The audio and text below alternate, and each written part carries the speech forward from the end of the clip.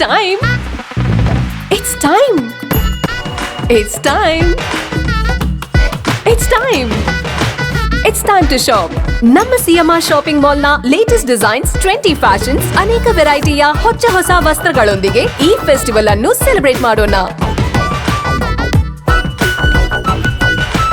It's time. ನಮಸ್ಕಾರ, ನೀವು ನೋಡ್ತಾ ಇದ್ದೀರಾ ಮೆಗಾ ನ್ಯೂಸ್. ಮೊದಲಿಗೆ ಹೆಡ್ಲೈನ್ಸ್. ಆರ್ಎಸ್ಎಸ್ ಚಟುವಟಿಕೆಗಳನ್ನು ನಿರ್ಬಂಧಿಸಲು ಪ್ರಿಯಾಂಕ್ ಖರ್ಗೆ ಪತ್ರ ಸಮಯೋಚಿತ. ದಮ್ಮು ತಾಕತ್ತು ಇರುವುದರಿಂದಲೇ ಆರ್ಎಸ್ಎಸ್ ನಿಷೇಧಿಸಿದ್ದ ಕಾಂಗ್ರೆಸ್. ಎ ವಸಂತಕುಮಾರ್. ಉನ್ನತ ಸ್ಥಾನ ಪಡೆಯಲು ಪ್ರಿಯಾಂಕ್ ಖರ್ಗೆ ಅವರಿಂದ ಆರ್ಎಸ್ಎಸ್ ನಿರ್ಬಂಧಿಸಲು ಪತ್ರ ಮೂರ್ಖತನದ್ದು. ತಾಕತ್ತಿದ್ದರೆ ನಿಷೇಧಿಸಲಿ. ವೀರನಗೌಡ ಪಾಟೀಲ್ ಲೆಕ್ಕಿಹಾಳ್. ಧರ್ಮಸ್ಥಳ ಗ್ರಾಮೀಣಾಭಿವೃದ್ಧಿ ಸಂಸ್ಥೆಯಿಂದ ಗಾಂಧಿ ಸ್ಮೃತಿ. ಪಾನಮುಕ್ತರಿಗೆ ಅಭಿನಂದನೆ. ದುಶ್ಚಟಗಳಿಂದ ದೂರವಾದರೆ ಮಾತ್ರ ಸ್ವಾಸ್ಥ್ಯ ಸಮಾಜ ನಿರ್ಮಾಣ ಸಾಧ್ಯ. ಶರಣಪ್ಪ. ಲಿಂಗಸುಗೂರು ಆರ್ಎಸ್ಎಸ್ ಪಥಸಂಚಲನದಲ್ಲಿ ಶಾಸಕ ಮಾನಪ್ಪ ವಜ್ಜಲ್ ಪಿಎ ಭಾಗಿ. ಅಮಾನತ್ಗೆ ವಿಶ್ವನಾಥ್ ಬಲಿದವ್ ಆಗ್ರಹ. ಫೇಸ್ಬುಕ್ ಜಾಹೀರಾತು 18 ಲಕ್ಷ ಕಳೆದುಕೊಂಡಿದ್ದ ವ್ಯಕ್ತಿಗೆ ಹಣ ಮರಳಿಸಿದ ಪೊಲೀಸ್ ಇಲಾಖೆ. ಸೈಬರ್ ವಂಚನೆ ಕುರಿತು ಎಚ್ಚರಿಕೆ ವಹಿಸಲು ಎಸ್ಪಿ ಪುಟ್ಟಮಾದಯ್ಯ ಮನವಿ. ಮತ್ತು ಡಿಡಿಪಿಐ ಹಳೆ ಕಚೇರಿಗೆ ಬೆಂಕಿ. ದುರುದ್ದೇಶದಿಂದ ಬೆಂಕಿ ಹಚ್ಚಿಸಿರುವ ಶಂಕೆ. ಹಳೆ ದಾಖಲೆಗಳು ಸುಟ್ಟು ಭಸ್ಮ. ಕಾಂಗ್ರೆಸ್ ಪಕ್ಷಕ್ಕೆ ದಮ್ಮು ತಾಕತ್ತು ಇರುವುದರಿಂದಲೇ ದೇಶದಲ್ಲಿ 3 ಬಾರಿ ಆರ್ಎಸ್ಎಸ್ ನಿಷೇಧಿಸಲಾಗಿತ್ತು. 3 ಬಾರಿಯೂ ಮುಚ್ಚಳಿಕೆ ಬರೆದುಕೊಟ್ಟ ಆರ್ಎಸ್ಎಸ್ ನಡೆಯಿಂದಲೇ ನಿಷೇಧ ನಿರ್ಬಂಧ ಸಡಿಲಿಸಲಾಗಿತ್ತು. ಬಿಜೆಪಿ ನಾಯಕರು ಸತ್ಯವನ್ನ ಅರಿತು ಮಾತನಾಡಬೇಕೆಂದು ವಿಧಾನ ಪರಿಷತ್ ಸದಸ್ಯ ಎ ವಸಂತಕುಮಾರ್ ಹೇಳಿದರು. ಅವರಿಂದು ಮಾಧ್ಯಮಗೋಷ್ಠಿಯನ್ನ ಉದ್ದೇಶಿಸಿ ಮಾತನಾಡಿ, ಸಮಾಜದ ಸ್ವಾಸ್ಥ್ಯ ಹಾಳು ಮಾಡುತ್ತಿರುವುದರಿಂದ ಸರ್ಕಾರಿ ಶಾಲೆಗಳಲ್ಲಿ ಆರ್ಎಸ್ಎಸ್ ಚಟುವಟಿಕೆ ನಿರ್ಬಂಧಿಸಬೇಕೆಂದು ಗ್ರಾಮೀಣಾಭಿವೃದ್ಧಿ ಸಚಿವ ಪ್ರಿಯಾಂಕ್ ಖರ್ಗೆ ಅವರು ಮುಖ್ಯಮಂತ್ರಿಗಳಿಗೆ ಪತ್ರ ಬರೆದಿದ್ದಾರೆ. ಆದರೆ ಬಿಜೆಪಿ ನಾಯಕರುಗಳು ಆರ್ಎಸ್ಎಸ್ ಸಾಮಾಜಿಕ ಸೇವಾ ಸಂಘಟನೆ ಎಂದು ಸಮರ್ಥಿಸಿಕೊಳ್ಳುತ್ತಿದ್ದಾರೆ. ಸ್ವಾತಂತ್ರ್ಯ ಪೂರ್ವದಿಂದಲೂ ಬ್ರಿಟಿಷರ ಪರವಾಗಿ ಕೆಲಸ ಮಾಡಿರುವ ಆರ್ಎಸ್ಎಸ್ ರಾಷ್ಟ್ರೀಯತೆ ಹೆಸರಿನಲ್ಲಿ ಹಿಂದೂ ರಾಷ್ಟ್ರ ನಿರ್ಮಾಣ ಮಾಡುವುದಾಗಿ ಹೇಳುತ್ತಾ ಬಂದಿದೆ. ಸಂಘಟನೆ 100 ವರ್ಷವಾಗುತ್ತಿದ್ದು ಇಂದಿಗೂ ಸಾಕಾರಗೊಂಡಿಲ್ಲ ಎಂದರು. 1948ರಲ್ಲಿ ಸರ್ದಾರ್ ವಲ್ಲಭಭಾಯಿ ಪಟೇಲ್ ಗೃಹ ಸಚಿವರಾಗಿದ್ದಾಗ, 1977ರಲ್ಲಿ ತುರ್ತು ಪರಿಸ್ಥಿತಿ ಸಂದರ್ಭದಲ್ಲಿ ಹಾಗೂ 1992ರಲ್ಲಿ ಪಿವಿ ನರಸಿಂಹರಾವ್ ಪ್ರಧಾನಿಯಾಗಿದ್ದಾಗ ಆರ್ಎಸ್ಎಸ್ ನಿಷೇಧಕ್ಕೆ ಒಳಪಟ್ಟಿದೆ. ದ್ವೇಷ ಭಾವನೆ ಹುಟ್ಟಿಸಿ ಪ್ರಚೋದಿಸುವ ಕೆಲಸ ಮಾಡುತ್ತಾ ಬಂದಿದೆ. 1969ರಲ್ಲಿ ನಡೆದ ಕೋಮು ಸಂಘರ್ಷದ ಘಟನೆಯನ್ನ ನ್ಯಾಯಮೂರ್ತಿ ಜನಮೋಹನ್ ನೇತೃತ್ವದ ಆಯೋಗ ಆರ್ಎಸ್ಎಸ್ ಮತ್ತು ಜನಸಂಘಟನೆಗಳೇ ಘಟನೆಗೆ ಕಾರಣವೆಂದು ವರದಿ ನೀಡಿತ್ತು. 1970ರಲ್ಲಿ ನ್ಯಾಯಮೂರ್ತಿ ಮದನ್ ಮೋಹನ್ ನೇತೃತ್ವದ ತನಿಖಾ ಆಯೋಗ, 1971ರಲ್ಲಿ ತಲಚೇರಿ ಘಟನೆ, 1979ರಲ್ಲಿ ಜಮಶೇದ್ಪುರ ಘಟನೆ, 1982ರಲ್ಲಿ ಕನ್ಯಾಕುಮಾರಿಯಲ್ಲಿ ನಡೆದ ಕ್ರೈಸ್ತರ ಮೇಲೆ ನಡೆದ ದೌರ್ಜನ್ಯದ ಘಟನೆಯಲ್ಲಿ ನ್ಯಾಯಮೂರ್ತಿ ವೇಣುಗೋಪಾಲ್ ನೀಡಿರುವ ವರದಿ, 1993ರಲ್ಲಿ ಬಾಬ್ರಿ ಮಸೀದಿ ಘಟನೆ, ಲೆಬನಾನ್ ಕಮಿಷನ್ ನೀಡಿದ ವರದಿಯಲ್ಲಿಯೂ ಆರ್ಎಸ್ಎಸ್ ಹಾಗೂ ಬೆಂಬಲಿತ ಸಂಘಟನೆಗಳು ಆರೋಪಿಗಳಾಗಿರುವ ಇತಿಹಾಸವಿದೆ. ಸುಪ್ರೀಂ ಕೋರ್ಟ್ಗೆ ಹೋಗಿ ಕೆಲ ಪ್ರಕರಣಗಳಲ್ಲಿ ವಿನಾಯಿತಿ ಪಡೆಯಬಹುದು, ಆದರೆ ಕೋಮು ಸಂಘರ್ಷಕ್ಕೆ ಆರ್ಎಸ್ಎಸ್ ಸಂಘಟನೆ ಕಾರಣವಾಗಿದೆ ಎಂದು ಉಲ್ಲೇಖ ಇರುವುದು ಇತಿಹಾಸವಾಗಿದೆ ಎಂದರು. ಮಹಾತ್ಮ ಗಾಂಧಿ ಕೊಲೆ ಸೇರಿದಂತೆ ಅನೇಕ ಘಟನೆಗಳಲ್ಲಿ ಸ್ವಯಂ ಸೇವಕರೇ ಭಾಗಿಯಾಗಿದ್ದಾರೆ. ಆದರೂ ಬಿಜೆಪಿ ನಾಯಕರು ಸಮಾಜ ಸೇವೆ ಹೆಸರಿನಲ್ಲಿ ನೋಂದಣಿ ಇಲ್ಲದ ಸಂಘಟನೆಯನ್ನ ಸಮರ್ಥಿಸಿಕೊಳ್ಳುತ್ತಿದ್ದಾರೆ. ತಮಿಳುನಾಡಿನಲ್ಲಿ ಈಗಾಗಲೇ ಆರ್ಎಸ್ಎಸ್ ಶಾಖೆಗಳನ್ನ ಸರ್ಕಾರಿ ಜಾಗದಲ್ಲಿ ನಿರ್ಬಂಧಿಸಲಾಗಿದೆ. ಅದೇ ಮಾದರಿಯಲ್ಲಿ ನಿರ್ಬಂಧಿಸಬೇಕೆಂದು ಪ್ರಿಯಾಂಕ್ ಖರ್ಗೆ ಅವರು ಪತ್ರ ಬರೆದಿರುವುದು ಸಮಯೋಚಿತ, ಸಮಂಜಸ ನಡೆಯಾಗಿದೆ ಎಂದರು. ಜವಾಹರಲಾಲ್ ನೆಹರು ಸೇರಿದಂತೆ ಅನೇಕ ಕಾಂಗ್ರೆಸ್ ನಾಯಕರು ಆರ್ಎಸ್ಎಸ್ ಕಾರ್ಯಕ್ರಮದಲ್ಲಿ ಭಾಗಿಯಾಗಿರಬಹುದು, ಆದರೆ ಆರ್ಎಸ್ಎಸ್ ಎಂದೂ ದೇಶಕ್ಕಾಗಿ ಸಮರ್ಪಿಸಿಕೊಂಡಿಲ್ಲ. ಅದು ಹೇಳುವ ರಾಷ್ಟ್ರೀಯತೆ ಗೊತ್ತಿಗೆ ಪಡೆದಿಲ್ಲ. ಆಯಾ ಧರ್ಮಗಳು ಜನರ ನಂಬಿಕೆಯಿಂದ ಬೆಳೆದು ಬಂದಿವೆ. ಹಿಂದೂ ರಾಷ್ಟ್ರ ನಿರ್ಮಾಣದ ಹೆಸರಿನಲ್ಲಿ ಜನರನ್ನ ದಾರಿ ತಪ್ಪಿಸುವ ಕೆಲಸ ಮಾಡುತ್ತಿದೆ. ಇಂತಹ ಸಂಘಟನೆ ನಿರ್ಬಂಧಿಸಬೇಕು ಎಂದರು. ಆರ್ಎಸ್ಎಸ್ ಸಂಘಟನೆ ಹುಟ್ಟಿದಾಗಿನಿಂದ ಇವತ್ತಿನವರೆಗೂ ಈ ದೇಶದಲ್ಲಿ ಹಲವಾರು ಸಂದರ್ಭಗಳಲ್ಲಿ ಹಲವಾರು ಕೋಮು ಗಲಭೆಗಳಿಗೆ ಕಾರಣೀಭೂತರಾಗಿದ್ದಾರೆ. 1969ರಲ್ಲಿ justice Jaganmohan Reddy commission enquiry ಮಾಡಿ ಕೋಮು ಗಲಭೆ ಹಿನ್ನೆಲೆ ಅವರು ತಮ್ಮ ರಿಪೋರ್ಟ್ನಲ್ಲಿ ಇದಕ್ಕೆ ಸಂಪೂರ್ಣವಾಗಿ ಕಾರಣೀಭೂತರಾದವರು ಆರ್ಎಸ್ಎಸ್ ಮತ್ತು ಜನಸಂಘಟನೆಗಳು ಸೇರುವಂಥ ವರದಿಯನ್ನು ಕೊಟ್ಟರು. 1970ರಲ್ಲಿ justice DP Madan Mohan commission Bhiwandi, Jalgaon ಮತ್ತು ಮಹಾದ್ ಕೋಮು ಗಲಭೆ ಹಿನ್ನೆಲೆಯಲ್ಲಿ ಅವರು ಕೂಡ ರಿಪೋರ್ಟ್ ಕೊಟ್ಟಿದ್ದೇನೆಂದರೆ ಇದಕ್ಕೆ ಸಂಪೂರ್ಣ ಜವಾಬ್ದಾರರು ಆರ್ಎಸ್ಎಸ್ ಮತ್ತು ಜನಸಂಘಗಳು. ಅದಾದ ನಂತರ 1971ರಲ್ಲಿ ತಲಚೇರಿ ಡಿಸ್ಟರ್ಬೆನ್ಸ್ ಬಗ್ಗೆ ಅಲ್ಲಿ ಕೂಡ ಜಸ್ಟಿಸ್ ಜೋಸೆಫ್ ಅವರ ವರದಿಯನ್ನು 1971ರಲ್ಲಿ ತಲಚೇರಿ ಕೋಮು ಗಲಭೆಯಲ್ಲಿ ತಲಚೇರಿ ಜಸ್ಟಿಸ್ ಜೋಸೆಫ್ ವಿದ್ಯಾರ್ಥಿ ಅವರು ಆ ಕೋಮುಗಲಭೆಗಳ ಬಗ್ಗೆ ಎನ್ಕ್ವೈರಿ ಮಾಡಿ ರಿಪೋರ್ಟ್ ಕೊಡ್ತಾರೆ. ಅದರಲ್ಲಿ ಸಂಪೂರ್ಣವಾಗಿ ಮುಸ್ಲಿಂ ಲೀಗ್ ವಿರುದ್ಧ ಹಿಂದೂ ಸಂಘಟನೆಗಳು, RS ಸಂಘಟನೆ ಅದಕ್ಕೆ ಕಾಣಿಪುತರು ಎನ್ನುವಂತ ವರದಿಯನ್ನು ಕೊಡ್ತಾರೆ. ಮತ್ತೆ 1979ರಲ್ಲಿ ಜಮ್ಶೆಡ್ಪುರ್ ಕೋಮುಗಲಭೆ ಅಲ್ಲಿ ಕೂಡ ಕಮ್ಯುನಲ್ ಡಿಸ್ಟರ್ಬೆನ್ಸ್ ಆದ ಹಿನ್ನೆಲೆಯಲ್ಲಿ, ರಾಮ್ ನವಮಿ ಫೆಸ್ಟಿವಲ್ ಹಿನ್ನೆಲೆಯಲ್ಲಿ ನಡೆದಂತಹ ಘಟನೆಯಲ್ಲಿ ಅಲ್ಲಿ ಕೂಡ RSS ಸಂಘಟನೆಗಳು ಕಾಣಿಪುತರು ಎನ್ನುವಂತ ವರದಿಯನ್ನ ಆ ಜಸ್ಟಿಸ್ ಅವರು ಕೊಡ್ತಾರೆ. ಅದಾದ ನಂತರ 1982ರಲ್ಲಿ ಕನ್ಯಾಕುಮಾರಿಯಲ್ಲಿ ನಡೆದಂತ ಕ್ರಿಶ್ಚಿಯನ್ನರ ಮೇಲೆ ದೌರ್ಜನ್ಯ, ಅಲ್ಲಿ ನಡೆದಂತ ಕಮ್ಯುನಲ್ ರೈಟ್ಸ್ ನಲ್ಲಿ ಹಿನ್ನೆಲೆಯಲ್ಲಿ ಜಸ್ಟಿಸ್ ವೇಣುಗೋಪಾಲ್ ಕಮಿಷನ್ ಕೂಡ ಇದೇ ರೀತಿಯ ವರದಿಯನ್ನ ಕೊಡ್ತಾರೆ ಸರ್ಕಾರ.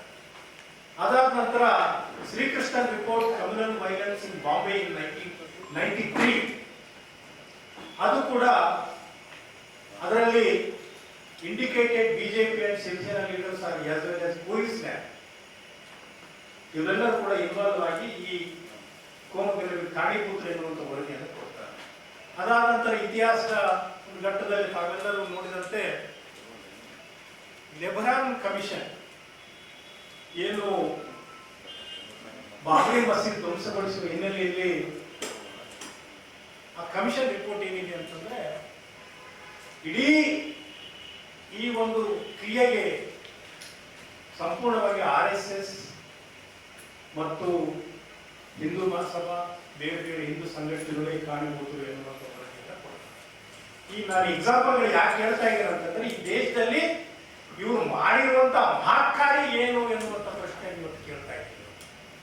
ಇವರು ಹಾಕೊಂಡಿರುವಂತ ಬೈಲಾ, ಇವರು ಜನರಿಗೆ ಹೇಳುವಂತಹದ್ದು ಏನು, ಅವ್ರ ಬೈಲಾಸ್ ನಮ್ಮ ಉದ್ದೇಶ, ನಮ್ಮ ದೇಶಗಳು ಏನಂತ ಹೇಳುವಂತ ಮಾಡುತ್ತಿರುವುದು ಒಂದು ಎನ್ನುವಂತ ವಿಷಯವನ್ನು ನಾನು ತಮ್ಮ ಗಮನಕ್ಕೆ ತರಬಯಸ್ತೇನೆ. ಈ ದೇಶದಲ್ಲಿ ನಡೆದಿರುವಂತಹ ಇವೆಲ್ಲ ಕೋಮುಗಲಭೆಗಳಿಗೆ ನೇರವಾಗಿ RSS ಕಾರಣೀಭೂತ. RSS ನ ಉದ್ದೇಶಗಳು ಏನು, ಯಾವ ಕಾರಣದಿಂದ ಸ್ಥಾಪನೆ ಆಯಿತು? ಹಿಂದೂ ರಾಷ್ಟ್ರ ಕಟ್ಟಬೇಕು, ನಮ್ಮ ಸಂಸ್ಕೃತಿ ಚಟುವಟಿಕೆಗಳನ್ನು ಎತ್ತಿ ಹಿಡಿಬೇಕು, ಹಿಂದೂ ರಾಷ್ಟ್ರವಾದಿಯ ಹಿನ್ನೆಲೆಯಲ್ಲಿ ನ್ಯಾಷನಲಿಸಂ, ರಾಷ್ಟ್ರೀಯತೆ ಮೂಡಿ ಬರಬೇಕು ಎನ್ನುವಂತ ಅಜೆಂಡದ ಮೇಲೆ RSS ಸ್ಥಾಪನೆಯಾಯಿತು. ಇವತ್ತು ಶಾಖಾಗಳು ಪ್ರತಿ ಶಾಲೆಯಲ್ಲಿ, ಪ್ರತಿ ಸರ್ಕಾರದ ಒಂದು ಸ್ಥಳಗಳಲ್ಲಿ ಧ್ವಜವನ್ನು ನೆಟ್ಟು ಅಲ್ಲಿ ವಿದ್ಯಾರ್ಥಿಗಳನ್ನ, ಯುವಕರನ್ನ ಸೇರಿಸಿಕೊಂಡು ಇವತ್ತು ಸಮಾಜದ ಸ್ವಸ್ಥತೆಯ ವಿರುದ್ಧವಾಗಿ ಸಮಾಜವನ್ನು ಕದಡುವ ಹಿನ್ನೆಲೆಯಲ್ಲಿ, ಸಮಾಜವನ್ನ ಧರ್ಮದ ಹಿನ್ನೆಲೆಯಲ್ಲಿ ಒಡೆದು ದೇಶ ಭಾವನೆಯನ್ನು ಮೂಡಿಸುವ ಹಿನ್ನೆಲೆಯಲ್ಲಿ ಮತ್ತು ಅಣ್ಣ ಧರ್ಮೀಯರ ಬಗ್ಗೆ ವೈಷಮ್ಯ ಮೂಡಿಸುವಂತ, ಅಸಹನೆಯನ್ನು ಮೂಡಿಸುವಂತ ಒಂದು ಚಟುವಟಿಕೆಗಳನ್ನ ನಿರಂತರವಾಗಿ ಈ RSS ನಡೆಸಿಕೊಳ್ತಾ ಬಂದಿದೆ. ಅದನ್ನ ತಡೆಹಿಡಿಬೇಕು, ಸಮಾಜದಲ್ಲಿ ಸ್ವಸ್ಥತೆ ಕಾಪಾಡಬೇಕು, ಸೌಹಾರ್ದತೆ ಇರಬೇಕು, ಎಲ್ಲ ಧರ್ಮೀಯರಲ್ಲಿ ಸಹನೆ ಮನೋಭಾವನೆ ಇರಬೇಕು ಎನ್ನುವಂತ ನಮ್ಮ ಮೂಲ ಜಾತ್ಯತೀತ ಸಿದ್ಧಾಂತ ಮತ್ತು ಸಂವಿಧಾನ ತರಬೇತಿಯಲ್ಲಿ ನಾವು ಮಾಡಿಕೊಂಡಿರುವಂತ ಏನು ನಿಯಮಗಳಿಗೆ ವಿರುದ್ಧವಾಗಿ ಇವತ್ತು RSS ಆ ಚಟುವಟಿಕೆಗಳನ್ನ ಇಡೀ ದೇಶದಲ್ಲಿ ಮಾಡ್ತಾ ಇದೆ. ಈ ಹಿನ್ನೆಲೆಯಲ್ಲಿ ಪ್ರಿಯಾಂಕ್ ಖರ್ಗೆ ಅವರು ಸಾಂದರ್ಭಿಕವಾಗಿ ಮತ್ತು ಸಮಯೋಚಿತವಾಗಿ ಸರ್ಕಾರಕ್ಕೆ ಪತ್ರವನ್ನು ಬರೆದಿದ್ದಾರೆ. ತಮಿಳುನಾಡಿನಲ್ಲಿ ಇಂಥದೇ ವಿಷಯದ ಹಿನ್ನೆಲೆಯಲ್ಲಿ ಆ ಸರ್ಕಾರ ಅಲ್ಲಿ RSS ನ ಚಟುವಟಿಕೆಗಳನ್ನು ನಿರ್ಬಂಧನಗೊಳಿಸಿ ಆ ಚಟುವಟಿಕೆಗಳ ನಿಷೇಧ ಹೇರುವಂತ ಉದಾಹರಣೆ ನಮ್ಮ ಮುಂದೆ ಇದೆ. ಇವತ್ತು ಇವತ್ತು ಬೇರೆ ಬೇರೆ ಬಿಜೆಪಿ ನಾಯಕರು ಈ ಪತ್ರದ ಹಿನ್ನೆಲೆಯಲ್ಲಿ ಪ್ರಿಯಾಂಕ್ ಖರ್ಗೆ ಅವರನ್ನ ಬೇರೆ ಬೇರೆ ರೀತಿಯಲ್ಲಿ ಅವರು ಟೀಕೆ ಮಾಡಿರುವಂಥದ್ದು, ಅವಹೇಳನ ಮಾಡಿರುವಂಥದ್ದು ಸರಿಯಾದ ಕ್ರಮವಲ್ಲ.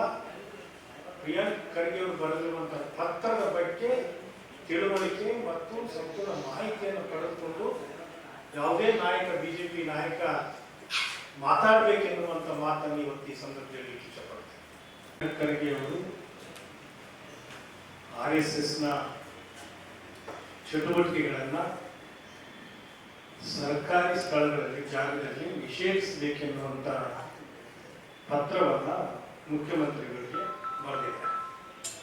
ಆ ಹಿನ್ನೆಲೆಯಲ್ಲಿ ಇವತ್ತು ಮುಖ್ಯಮಂತ್ರಿಗಳು ಅದನ್ನು ಪರಿಶೀಲಿಸಿ ಕ್ರಮ ಕೈಗೊಳ್ಳಲಿಕ್ಕೆ ಮುಖ್ಯ ಕಾರ್ಯದರ್ಶಿಗಳಿಗೆ ಸೂಚನೆ ನೀಡಿದ್ದಾರೆ. ಈ ಹಿನ್ನೆಲೆಯಲ್ಲಿ ಹಲವಾರು ಬಿಜೆಪಿ ನಾಯಕರು, RSS ಮುಖಂಡರು ಬಹಳ ಪುಂಖಾನುಪುಂಖವಾಗಿ ಪ್ರತಿಕ್ರಿಯೆಯನ್ನು ವ್ಯಕ್ತಪಡಿಸಿ ಪ್ರಿಯಾಂಕ್ ಖರ್ಗೆ ಅವರಿಗೆ ಟೀಕೆಗಳನ್ನು ಮಾಡಿರುವಂತದ್ದು ತಾವೆಲ್ಲ ನೋಡಿದ್ದೀವಿ. ಇವತ್ತು ಈ ದೇಶದಲ್ಲಿ RSS ಸಂಘಟನೆ ಸ್ಥಾಪನೆ ಆದಾಗಿನಿಂದ ಇಲ್ಲಿವರೆಗೆ ಏನೇನು ಅವಘಡಗಳು ನಡೆದಿವೆ ಅನ್ನೋದ್ರ ಬಗ್ಗೆ ನಾನು ಮುಂದೆ ಹೇಳ್ತೇನೆ. RSS ಸ್ಥಾಪನೆಯಾಗಿ ಇವತ್ತು 100 ವರ್ಷ ಆಯಿತು. ಒಂದು ಪ್ರಥಮವಾಗಿ ನಾನು ಕಾಂಗ್ರೆಸ್ ಪಕ್ಷದ ವತಿಯಿಂದ ಮತ್ತು ವೈಯಕ್ತಿಕವಾಗಿ ಹೇಳ ಬಯಸ್ತೇನೆ ಅಂದರೆ, ಏನ್ ಪ್ರಿಯಾಂಕ್ ಖರ್ಗೆ ಅವರು ಮುಖ್ಯಮಂತ್ರಿಗಳಿಂದ ಬರೆದಂತ ಪತ್ರ RSSನ ಚಟುವಟಿಕೆಗಳು ಸರ್ಕಾರಿ ಶಾಲೆಗಳಲ್ಲಿ, ಅನುದಾನಿತ ಶಾಲೆಗಳಲ್ಲಿ ಮತ್ತು ಸರ್ಕಾರದ ಯಾವುದೇ ಪ್ರಾಂಗಣದಲ್ಲಿ ನಿಷೇಧಿಸಬೇಕು, ಚಟುವಟಿಕೆಗಳಲ್ಲಿ ನಡೀಬಾರದು, ಅದನ್ನು ನಿಷೇಧಿಸಬೇಕೆನ್ನುವಂಥ ಒತ್ತಾಯವನ್ನು, ಪತ್ರವನ್ನು, ಮನವರಿಕೆಯನ್ನು ಮಾನ್ಯ ಮುಖ್ಯಮಂತ್ರಿಗಳಿಗೆ ಮಾಡಿದ್ದಾರೆ. ಇದನ್ನು ಸಂಪೂರ್ಣವಾಗಿ ನಾನು ವೈಯಕ್ತಿಕವಾಗಿ ಮತ್ತು ಕಾಂಗ್ರೆಸ್ ಪಕ್ಷದ ಪರವಾಗಿ ಬೆಂಬಲಿಸ್ತೇನೆ. ಇದು ಸಮಯೋಚಿತವೂ ಹೌದು ಮತ್ತು ಸಮಂಜಸವೂ ಕೂಡ ಹೌದು. RSS ಸಾಧನೆ ಏನಿದೆ ಅಂತಂದ್ರೆ, ಒಂದನೇದು ಮಹಾತ್ಮ ಗಾಂಧಿ ಅವರನ್ನ ಕೊಲೆ ಮಾಡಿರುವಂತಹದ್ದು, ಎರಡನೇದು ಬಾಬರಿ ಮಸೀದ್ ಕೆಡಿದಂತಹದ್ದು, ಮೂರನೇದು ಈ ದೇಶದಲ್ಲಿ ಕೋಮಗಲಭೆಯನ್ನ ಸೃಷ್ಟಿಸಿ ಜನರಲ್ಲಿ ಬಿರುಕು ಬಿಡಿಸುವಂತಹದ್ದು, ಜನರಲ್ಲಿ ಘರ್ಷಣೆ ಉಂಟು ಮಾಡುವಂತ ಸಾಧನೆಯನ್ನೇ ಮಾಡಿದೆ ಹೊರತು ಈ ದೇಶ ಕಟ್ಟುವಲ್ಲಿ, ದೇಶದ ಸಮಗ್ರತೆ, ಐಕ್ಯತೆಯ ದೃಷ್ಟಿಯಿಂದ RSS ಕೊಡುಗೆ ಶೂನ್ಯ.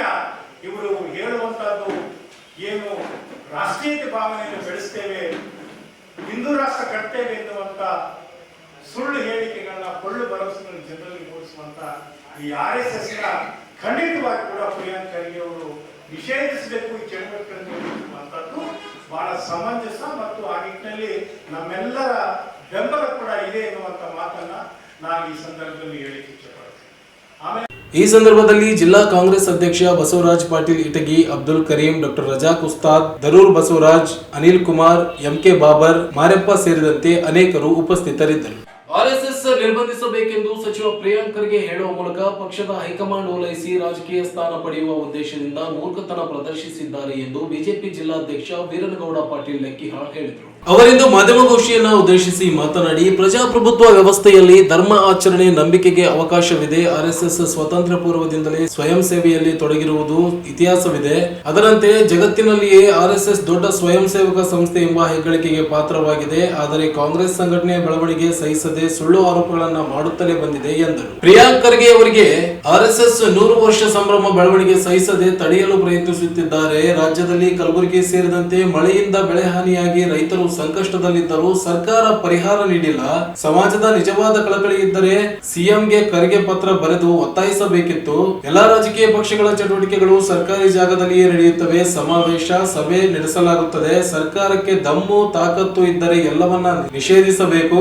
ಉಪಮುಖ್ಯಮಂತ್ರಿ DK ಶಿವಕುಮಾರ್ ಇವರೇ ಇತ್ತೀಚೆಗೆ ವಿಧಾನಸಭೆಯಲ್ಲಿ RSS ಗೀತೆ ಹಾಡಿದ್ದರು. ಮುಂದೆ ಪ್ರಿಯಾಂಕ್ ಖರ್ಗೆ ಅವರು ಹಾಡುವ ದಿನ ಬಂದೇ ಬರುತ್ತದೆ ಎಂದರು. ಆರ್ಎಸ್ಎಸ್ ನಕಾರಾತ್ಮಕ ಭಾವನೆ ಬಿತ್ತಿ ಏಕತೆ ಸಂವಿಧಾನ ಆಶಯಕ್ಕೆ ವಿರುದ್ಧವಾಗಿ ಆರ್ಎಸ್ಎಸ್ ಆಲೋಚನೆ ಬಿತ್ತುವುದಾಗಿ ಹೇಳುವ ಪ್ರಿಯಾಂಕ್ ಖರ್ಗೆ ಅವರು ಆರ್ಎಸ್ಎಸ್ ಮಾಡಿರುವ ಕೆಲಸವನ್ನ ನೋಡಿ ಮಾತನಾಡಬೇಕು.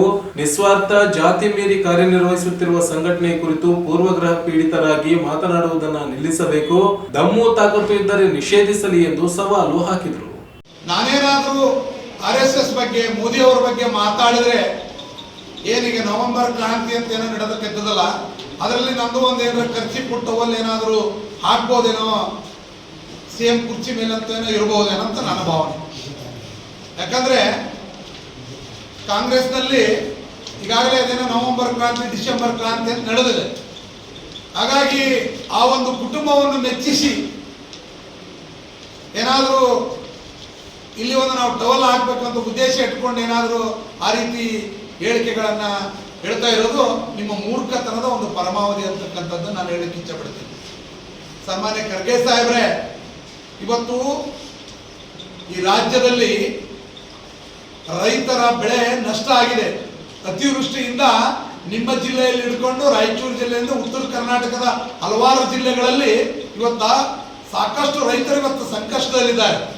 ಅವ್ರ ಬಗ್ಗೆ ಮುಖ್ಯಮಂತ್ರಿಗಳಿಗೆ ಪತ್ರ ಬರೀರಿ, ರೈತರಿಗೆ ಪರಿಹಾರ ಕೊಡಿ. ರೈತರಿಗೆ ಅನ್ಯಾಯ ಆಗಿದೆ, ಅತಿವೃಷ್ಟಿಯಿಂದ ಇವತ್ತು ರೈತರು ಬೆಳೆ ಕಳ್ಕೊಂಡಿದ್ದಾನೆ. ಅದರ ಬಗ್ಗೆ ನಿಮ್ಮ ಕಳಕಳಿ ಇದ್ರೆ ನೀವು ಗುಲ್ಬರ್ಗ ಜಿಲ್ಲಾ ಉಸ್ತುವಾರಿ ಸಚಿವರು ಕೂಡ ನಿಮ್ಮ ಜಿಲ್ಲೆಯಲ್ಲಿ ಭೀಮಾ ನದಿ ನೀರು ಹೊಕ್ಕು ಇಡೀ ರೈತರ ಕನಸನ್ನೇ ನುಚ್ಚು ನೂರು ಮಾಡಿದೆ.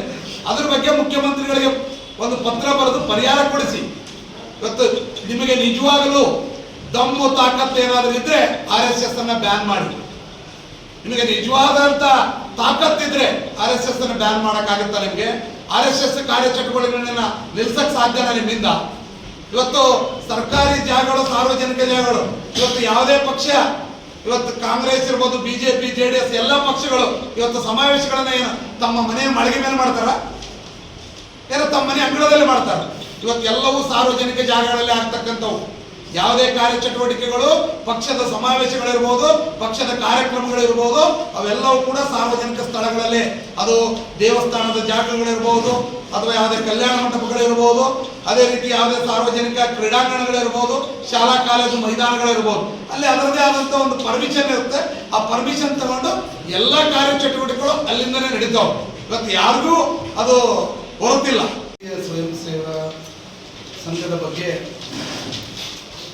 ಈ ರಾಜ್ಯದ ಗ್ರಾಮೀಣಾಭಿವೃದ್ಧಿ ಸಚಿವರಾಗಿರ್ತಕ್ಕಂಥ ಸನ್ಮಾನ್ಯ ಶ್ರೀ ಪ್ರಿಯಾಂಕ್ ಖರ್ಗೆ ಅವರು RSS ಅನ್ನ ಬ್ಯಾನ್ ಮಾಡಬೇಕು, RSSನ ಕಾರ್ಯಚಟುವಟಿಕೆಗಳನ್ನು ಸರ್ಕಾರಿ ಜಾಗಗಳಲ್ಲಿ ಮತ್ತು ಮಠ ಮಂದಿರಗಳಲ್ಲಿ ನಡೀತಕ್ಕಂಥ ಅವರ ಶಾಖೆಗಳನ್ನು ನಿಲ್ಲಿಸಬೇಕು ಅಂತಕ್ಕಂಥದ್ದು, ನಿರ್ಬಂಧನ ಹಾಕಬೇಕು ಅಂತಕ್ಕಂಥ ಉದ್ದೇಶವನ್ನು ಇಟ್ಟುಕೊಂಡು ಇವತ್ತು ಮುಖ್ಯಮಂತ್ರಿಗಳಿಗೆ ಸನ್ಮಾನ್ಯ ಸಚಿವರು ಪತ್ರವನ್ನು ಬರೆದಿದ್ದಾರೆ. ಸನ್ಮಾನ್ಯ ಖರ್ಗೆ ಸಾಹೇಬ್ರೆ, ಇದು ಪ್ರಜಾಪ್ರಭುತ್ವ. ಸಂವಿಧಾನದಲ್ಲಿ ಎಲ್ಲ ಸಂಘ ಸಂಸ್ಥೆಗಳಿಗೆ, ಪ್ರತಿಯೊಬ್ಬ ನಾಗರಿಕನಿಗೂ ಕೂಡ ತನ್ನದೇ ಆಗಿರ್ತಕ್ಕಂಥ ಒಂದು ಹಕ್ಕುಗಳಿದಾವೆ. ಆ ಹಕ್ಕುಗಳ ಅನ್ವಯನೇ ಇವತ್ತು ಸಂಘ ಸ್ಥಾಪನೆಯಾಗಿ 100 ವರ್ಷಗಳ ಕಳೆದಿದೆ. ಇವತ್ತು ರಾಷ್ಟ್ರೀಯ ಸ್ವಯಂ ಸೇವಕ ಸಂಘ ಇವತ್ತು ನಿನ್ನೆ ಹುಟ್ಟಿದ್ದಂಥದ್ದಲ್ಲ. ನಾವು ನೀವು ಹುಟ್ಟೋಕ್ಕಿಂತ ಮುಂಚೆನೇ ರಾಷ್ಟ್ರೀಯ ಸ್ವಯಂ ಸೇವಕ ಸಂಘ ಹುಟ್ಟಿ ಹಲವಾರು ಸೇವಾ ಕಾರ್ಯ ಚಟುವಟಿಕೆಗಳ ಮುಖಾಂತರ ಇಡೀ ಜಗತ್ತಿನಲ್ಲೇ ಅತಿ ದೊಡ್ಡ ಸ್ವಯಂ ಸೇವಾ ಸಂಸ್ಥೆ ಎಂಬ ಹೆಗ್ಗಳಿಕೆ ಕೂಡ ರಾಷ್ಟ್ರೀಯ ಸ್ವಯಂ ಸೇವಕ ಸಂಘದ.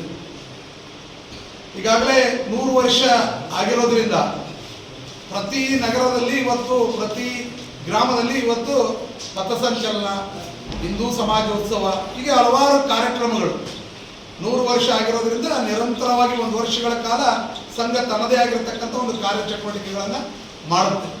ಆ ನಿಟ್ಟಿನಲ್ಲಿ ಇವತ್ತು ಆ ಸಂಘಕ್ಕೆ ದೊರೆತಕ್ಕಂಥ ಬೆಂಬಲವನ್ನು ನೋಡಿ ತಮಗೆ ಯಾಕೋ ಹೊಟ್ಟೆಯಲ್ಲಿ ತಳಮಳ ಆಗಿರ್ಬೋದೇನೋ ಅಂತ ನನ್ನ ಭಾವನೆ. ಈ ಸಂದರ್ಭದಲ್ಲಿ ಬಿಜೆಪಿ ಎಸ್ಸಿ ಮೋರ್ಚಾದ ಅಧ್ಯಕ್ಷ ಪಿ ಯಲ್ಲಪ್ಪ, ನಗರಸಭೆ ಮಾಜಿ ಸದಸ್ಯ ತಿಮ್ಮಪ್ಪ ಪಿರಂಗಿ, ಭೀಮಣ್ಣ ಮಂಚಾಲ್, ಜಿಲ್ಲಾ ಪ್ರಧಾನ ಕಾರ್ಯದರ್ಶಿ ಸಂತೋಷ್ ರಾಜ್ಗುರು, ಮೌನೇಶ್, ಮಲ್ಲಿಕಾರ್ಜುನ್ ಹಳ್ಳೂರ್, ಪ್ರೇಮ್, ವೀರೇಶ್ ಕುಮಾರ್ ಸೇರಿದಂತೆ ಅನೇಕರು ಉಪಸ್ಥಿತರಿದ್ದರು. ಮದ್ಯವ್ಯಸನವು ಆರ್ಥಿಕ ಹಾಗೂ ಕೌಟುಂಬಿಕವಾಗಿ ದುಷ್ಪರಿಣಾಮ ಬೀರಲಿದ್ದು, ದುರಭ್ಯಾಸಗಳಿಂದ ದೂರವಿದ್ದಾಗ ಮಾತ್ರ ಆರೋಗ್ಯಕರ ಜೀವನ ನಡೆಸಲು ಸಾಧ್ಯ. ಈ ಹಿನ್ನೆಲೆಯಲ್ಲಿ ಧರ್ಮಸ್ಥಳದ ಜನಜಾಗೃತಿ ವೇದಿಕೆ ಸಹಯೋಗದಲ್ಲಿ ಮದ್ಯವ್ಯಸನ ಮುಕ್ತರಾಗಲು ಶಿಬಿರಗಳನ್ನು ಆಯೋಜಿಸಿ ಜನಜಾಗೃತಿ ಮೂಡಿಸುವ ಕೆಲಸ ಮಾಡಲಾಗುತ್ತಿದೆ ಎಂದು ಮದ್ಯವ್ಯಸನ ಸ್ವಯಂ ಮಂಡಳಿಯ ಅಧ್ಯಕ್ಷ ಶರಣಪ್ಪ ಹೇಳಿದರು. ಅವರಿದ್ದು ನಗರದ ಪಂಡಿತ್ ಸಿದ್ದರಾಮ ಜಂಬಲ್ದಿನ್ನಿ ರಂಗಮಂದಿರದಲ್ಲಿ ಶ್ರೀ ಕ್ಷೇತ್ರ ಧರ್ಮಸ್ಥಳ ಗ್ರಾಮೀಣಾಭಿವೃದ್ಧಿ ಯೋಜನೆ, ಬಿಸಿ ಟ್ರಸ್ಟ್, ಅಖಿಲ ಕರ್ನಾಟಕ ಜನಜಾಗೃತಿ ವೇದಿಕೆ, ಕರ್ನಾಟಕ ರಾಜ್ಯ ಮದ್ಯಪಾನ ಸಂಯಮ ಮಂಡಳಿ, ಪ್ರಗತಿ ಬಂಧು ಸ್ವಸಹಾಯ ಸಂಘಗಳ ಒಕ್ಕೂಟದ ಸಂಯುಕ್ತಾಶ್ರಯದಲ್ಲಿ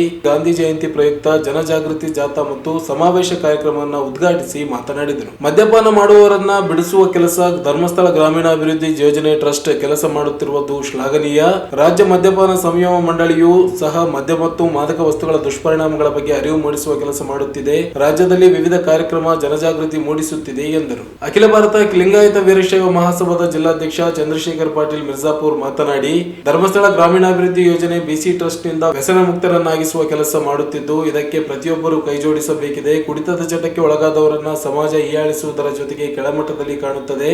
ವ್ಯಸನದಿಂದ ಮುಕ್ತರಾಗಲು ಈ ಶಿಬಿರ ಸಹಕಾರಿಯಾಗಲಿದೆ. ಶಿಬಿರಾರ್ಥಿಗಳು ಯಾವುದೇ ಭಯ, ಆತಂಕಕ್ಕೆ ಒಳಗಾಗದೆ ಇಲ್ಲಿನ ಚಟುವಟಿಕೆಗಳಲ್ಲಿ ಪಾಲ್ಗೊಳ್ಳಬೇಕು. ಮಾನಸಿಕ ಆರೋಗ್ಯ ಸಮಸ್ಥಿತಿಗೆ ಬಂದು ಪರಿಪೂರ್ಣ ವ್ಯಕ್ತಿಯಾಗಲು ಸಾಧ್ಯವಾಗಲಿದೆ ಎಂದು ಹೇಳಿದರು.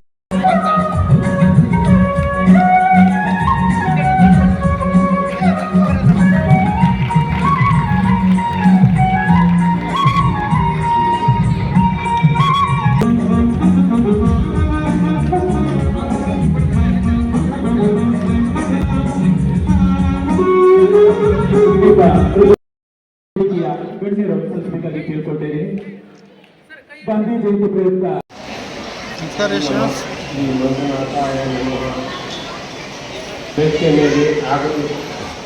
ಪರ್ಮಿಷನ್ ಎಲ್ಲ ಸದಸ್ಯರಿಗೂ ವಂದಿಸಿ, ನಾನು ರೂಡು ಗ್ರಾಮದ ವೀರನಗೌಡ ಪಾಟೀಲ್ ಅಂತ ಹೇಳಿ ನಾನು ನನಗೆ ಕರ್ನಾಟಕ ಸರ್ಕಾರ ಮದ್ಯಪಾನ ಸಂಯಮ ಮಂಡಳಿಯ ಅಧ್ಯಕ್ಷನಾಗಿ 6ನೇ ತಾರೀಕಿಗೆ ನಾನು ಅಧಿಕಾರ ಸ್ವೀಕಾರ ಮಾಡಿದ್ದೀನಿ. ಅದೇ ರೀತಿಯಾಗಿ ಪ್ರಥಮ ಬಾರಿಗೆ ಈ ಧರ್ಮಸ್ಥಳದವರ ಮಾಡ್ತಕ್ಕಂಥ, ಯಾಕಂದರೆ ಇವರ ಕಾರ್ಯಕ್ರಮದಲ್ಲಿ ಪಾಲ್ಗೊಳ್ತಾ ಇದ್ದೀವಿ.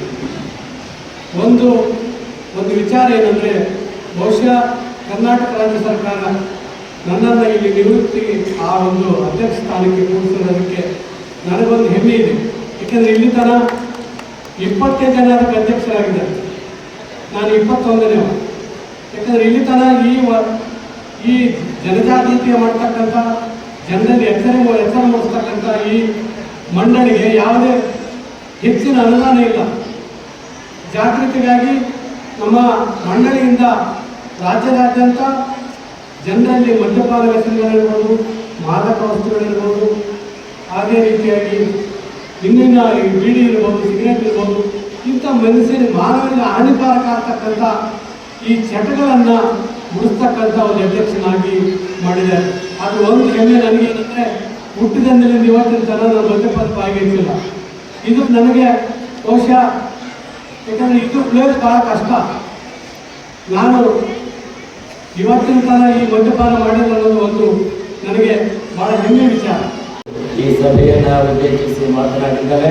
ಮದ್ಯಪಾನವನ್ನು ವರ್ಜಿಸಬೇಕು, ದುಶ್ಚಟಗಳನ್ನು ದೂರ ಮಾಡಬೇಕಂತಕ್ಕಂತಹ ಒಂದು ಅದ್ಭುತ ಕಾರ್ಯಕ್ರಮವನ್ನು ಗಾಂಧಿ ಜಯಂತಿಯ ಪ್ರಯುಕ್ತ ಏನು ಒಂದು ಅತ್ಯಂತ ಒಂದು ಒಳ್ಳೆಯ ರೀತಿಯಲ್ಲಿ ಆಚರಿಸ್ತಕ್ಕಂಥ ಕೆಲಸವನ್ನು ಈ ಒಂದು ಸಂಘಟನೆ ಮಾಡ್ತಾ ಇದೆ. ಎಲ್ಲರಿಗೂ ಕೂಡ ಇದು ಒಂದು ಮಾದರಿಯಾಗಿರ್ತಕ್ಕಂಥ ಕೆಲಸ ಅಂತಕ್ಕಂಥದ್ದನ್ನು ಹೇಳಲಿಕ್ಕೆ ಬಯಸ್ತೇನೆ. ಬಂಧುಗಳೇ, ಈ ಒಂದು ಧರ್ಮಸ್ಥಳ ಕ್ಷೇತ್ರದಿಂದ ಹೇಳ್ತಕ್ಕಂಥ ಏನು ಸ್ವಸಹಾಯ ಗುಂಪುಗಳಿದೆ, ಯಾವುದೇ ಜಾತಿ, ವರ್ಣ ಭೇದವಿಲ್ಲದೆ ಎಲ್ಲರನ್ನೂ ಕೂಡ ಒಂದು ಮುನ್ನಡೆಸ್ತಕ್ಕಂಥ, ಸಮಾಜದಲ್ಲಿ ತಮ್ಮನ್ನು ತಾವು ಒಂದು ಒಳ್ಳೆಯ ರೀತಿಯಲ್ಲಿ ಬೆಳವಣಿಗೆ ಆಗಲಿಕ್ಕೆ ಏನೆಲ್ಲ ಸಹಾಯ ಸಹಕಾರಗಳನ್ನು ಮಾಡಬೇಕು ಅಂತೆಲ್ಲ ಕೆಲಸ ಕಾರ್ಯಗಳನ್ನು ಧರ್ಮಸ್ಥಳ ಕ್ಷೇತ್ರದ ಪೂಜ್ಯ ಈ ವೀರೇಂದ್ರ ಹೆಗಡೆಯವರು ಮಾಡುತ್ತಾ ಬಂದಿದ್ದಾರೆ.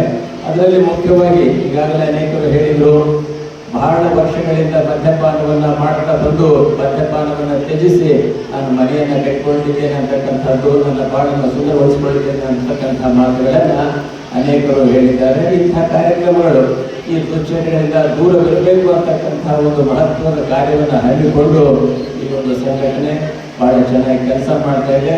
ಅವರೇ ಒಂದು ಘೋಷಣೆ ಏನಿದೆ, ನಡೆಯುವವರು ಜಾರದಂತೆ, ಜಾರುವವರು ಬೀಳದಂತೆ, ಬಿದ್ದವರನ್ನು ಮೇಲೆತ್ತುವುದೇ ಜನಜಾಗೃತಿಯ ಒಂದು ಕಾಯಕ ಕೆಲಸ ಅಂತಕ್ಕಂಥ ಒಂದು ಘೋಷವಾಕ್ಯವನ್ನು ಅವರು ಪ್ರಸ್ತುತಪಡಿಸಿದ್ದಾರೆ. ಆ ಘೋಷವಾಕ್ಯದ ಮೂಲಕ ನಾವೆಲ್ಲರೂ ಕೂಡ ಏನು ತಳಹಂತದ ಎಲ್ಲರಿಗೂ ಕೂಡ ಒಂದು ಒಳ್ಳೆಯ ಸಹಾಯ ಸಹಕಾರವನ್ನು ನೀಡಿ ಮತ್ತು ಅವರು ಬೆಳಲಿಕ್ಕೆ ಒಂದು ಕೆಲಸಗಳನ್ನು ಮಾಡ್ತಕ್ಕಂಥದ್ದನ್ನು ಮಾಡ್ತಾ, ಜೊತೆಗೆ ಮದ್ಯಪಾನ ಇರ್ಬೋದು, ಮಾದಕ ವಸ್ತುಗಳಿರ್ಬೋದು, ಅವೆಲ್ಲವುಗಳನ್ನು ನಮ್ಮ ಮಕ್ಕಳು ಮುಂದಿನ ಪೀಳಿಗೆ ಅವೆಲ್ಲವುಗಳಿಂದ ದುಶ್ಚಟಗಳಿಂದ ದೂರದಕ್ಕೆ ಮನೆಯ ತಾವೆಲ್ಲ ತಾಯಂದಿರಿರಲ್ಲ, ಅವು ಕೂಡ ಮೊದಲ ಗುರು ಆಗಬೇಕಂತಕ್ಕಂಥ ಮಾತುಗಳನ್ನ. ಇದೇ ವೇಳೆ ಪಾನಮುಕ್ತರಾದವರನ್ನ ಸನ್ಮಾನಿಸಿ ಗೌರವಿಸಲಾಯಿತು. ಈ ಸಂದರ್ಭದಲ್ಲಿ ಸೋಮವಾರಪೇಟೆ ಹಿರೇಮಠದ ಅಭಿನವ ರಾಚೋಟಿ ವೀರಶಿವಾಚಾರ್ಯ ಸ್ವಾಮೀಜಿ ಸಾನ್ನಿಧ್ಯ ವಹಿಸಿದ್ದರು. ಮಹಾನಗರ ಪಾಲಿಕೆ ಅಧ್ಯಕ್ಷೆ ನರಸಮ್ಮ ನರಸಿಂಹಲು ಮಾಡಗೆರೆ, ಕ್ಷೇತ್ರ ಧರ್ಮಸ್ಥಳ ಗ್ರಾಮೀಣಾಭಿವೃದ್ಧಿ ಯೋಜನೆಯ ಬಿಸಿ ಟ್ರಸ್ಟ್ ನ ಪ್ರಾದೇಶಿಕ ನಿರ್ದೇಶಕ ಚಂದ್ರಶೇಖರ್ ಜೆ, ಜಿಲ್ಲಾ ಜನಜಾಗೃತಿ ವೇದಿಕೆ ಅಧ್ಯಕ್ಷ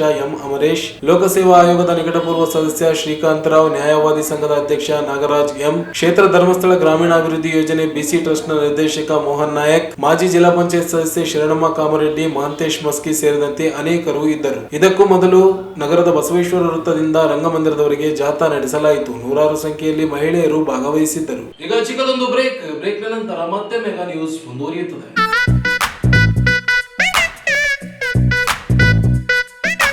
It's time. It's time. It's time. It's time. It's time. It's time to shop. ನಮ್ಮ ಸಿಎಂಆರ್ ಶಾಪಿಂಗ್ ಮಾಲ್ ನ ಲೇಟೆಸ್ಟ್ ಡಿಸೈನ್ಸ್, 20 ಫ್ಯಾಷನ್ಸ್, ಅನೇಕ ವೆರೈಟಿಯ ಹೊಸ ವಸ್ತ್ರಗಳೊಂದಿಗೆ ಈ ಫೆಸ್ಟಿವಲ್ ಅನ್ನು ಸೆಲೆಬ್ರೇಟ್ ಮಾಡೋಣ. It's time. ಬ್ರೇಕ್ ನಂತರ ಮತ್ತೆ ಮೆಗಾ ನ್ಯೂಸ್ಗೆ ಸ್ವಾಗತ.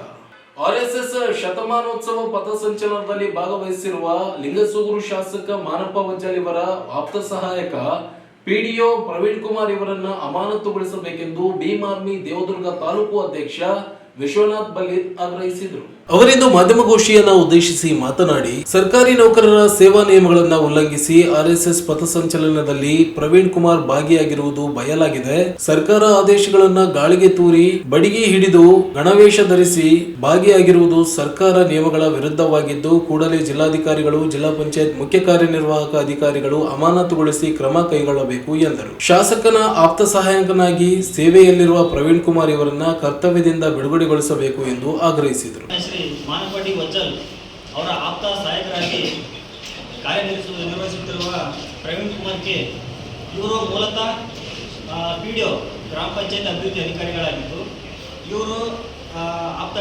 ಕಾರ್ಯದರ್ಶಿ ಕೆಲಸ ಮಾಡೋದ್ರ ಜೊತೆಗೆ ಇವರು ಇತ್ತೀಚೆಗೆ ಮೊನ್ನೆ ಕೆಲ ದಿನಗಳ ಹಿಂದೆ ಒಂದು ಏನು RSS ಗಣವೇಶವನ್ನು ಧರಿಸಿ ಒಂದು ಲಾಠಿ ನಡ್ಕೊಂಡು ಅವ್ರ ಜೊತೆಗೆ ನಂಟನ್ನು ಖಾಸಗಿ ಯಾವುದು RSS ಅಂದರೆ ಈಗ ನೋಂದಣಿ ಆಗಲಾರ್ದಂಥ ಒಂದು ಸಂಘಟನೆ, ಆ ಸಂಘಟನೆ ಜೊತೆಗೆ ಒಂದು ಪ್ರತ್ಯೇಕವಾಗಿ ಒಂದು ನಂಟನ್ನು ಹೊಂದಿ ಅವ್ರ ಜೊತೆಗೆ ಚಟುವಟಿಕೆಗಳನ್ನು ಭಾಗಿಯಾಗಿ ಅವರು ವಾಟ್ಸಪ್ ಸ್ಟೇಟಸಲ್ಲಿ ಆಗಿರ್ಬೋದು, ಸಾಮಾಜಿಕ ಜಾಲತಾಣಗಳಲ್ಲಿ ಹರಿಬಿಟ್ಟಿದ್ದಾರೆ.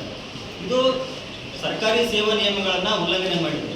ಇನ್ನೊಂದೇನಂತಂದರೆ ಈ ಯಾವುದಂತಂದರೆ ಈ RSS ಸಂಘಟನೆ ನೋಂದಣಿ ಆಗಿಲ್ಲ. ಇನ್ನೊಂದೇನಂದರೆ ಈ RSS ಸಂಘಟನೆ ಕೊಡುಗೆ ಈ ದೇಶಕ್ಕೆ ಯಾವುದಿಲ್ಲ. 100 ವರ್ಷ ಆಗಿರ್ಬೋದು, ಆಚರಣೆ ಮಾಡ್ತಾ ಇರ್ಬೋದು. ಆದರೆ SC ST OBCಗಳಂತ ಬಂದಾಗ ಇವರು ಎಲ್ಲಿಯೂ ಸಹ ಬೀದಿಗಳಲ್ಲಿ ಆಗಿರ್ಬೋದು, ಅಲ್ಲೇ ಮಕ್ಕಳ ಮೇಲೆ ಆಗಿರ್ಬೋದು, ಮಹಿಳೆಯರ ಮೇಲೆ ಆಗಿರ್ಬೋದು ದೌರ್ಜನ್ಯ ಸಾವುಗಳಾದಾಗ ಇವೆಲ್ಲಿ ಬೀದಿ ನಿಂತು ಇವರು ಹೋರಾಟಕ್ಕಾಗಿ ನ್ಯಾಯಕ್ಕಾಗಿ ಹೋರಾಟ ಮಾಡಿದವರಲ್ಲ. ಇನ್ನೊಂದೇನೆಂದರೆ ಯುವಕರಲ್ಲಿ ಇವತ್ತು ಹಿಂದೆ ಬ್ರಿಟಿಷರ ಮೊಘಲರು ನಮ್ಮನ್ನ ದೈಹಿಕವಾಗಿ ಆಳ್ತಾ ಇದ್ರು. ಆದರೆ ಇವತ್ತು ಅವರೆಲ್ಲ ನಮ್ಮ ದೇಶದ ಯುವಕರಿಗೆ ಒಂದು ಜಾತಿ ಧರ್ಮದ ಅಮಲನ್ನು ತುಂಬಿ ನಮ್ಮನ್ನು ಮಾನಸಿಕವಾಗಿ ಆಳ್ತಾ ಇದ್ದಾರೆ. ಇದು ದಯವಿಟ್ಟು ಇಂಥ ಅಧಿಕಾರಿಗಳು ಯಾರೇ ಆಗಿದ್ರು ಸಹ ನಿರ್ದಾಕ್ಷಿಣ್ಯವಾಗಿ ಜಿಲ್ಲಾಧಿಕಾರಿಗಳಾಗಿರ್ಬೋದು, CO ಆಗಿರ್ಬೋದು, ಸರ್ಕಾರ ಮಟ್ಟದ ಏನಾಗಿ ಎಲ್ಲರೂ ಇವರು ನಿರ್ದಾಕ್ಷಿಣ್ಯವಾಗಿ ಕ್ರಮ ವಹಿಸಬೇಕು. ಮತ್ತಿನ್ನೊಂದಿನ RDPR ಬೆಂಗಳೂರು ಇವರು ಕೂಡ ಇವ್ರ ಮೇಲೆ ಸೂಕ್ತ ಕ್ರಮ ಕೈಗೊಳ್ಳಬೇಕು. ಈ ಸಂದರ್ಭದಲ್ಲಿ ಭೀಮ್ ಆರ್ಮಿ ಜಿಲ್ಲಾಧ್ಯಕ್ಷ ಪ್ರವೀಣ್ ಕುಮಾರ್, HM ಬಾಬು, ದೀಪಕ್ ಭಂಡಾರಿ, ಬಾಬು ಖಾನ್ ಸೇರಿದಂತೆ ಅನೇಕರು ಉಪಸ್ಥಿತರಿದ್ದರು.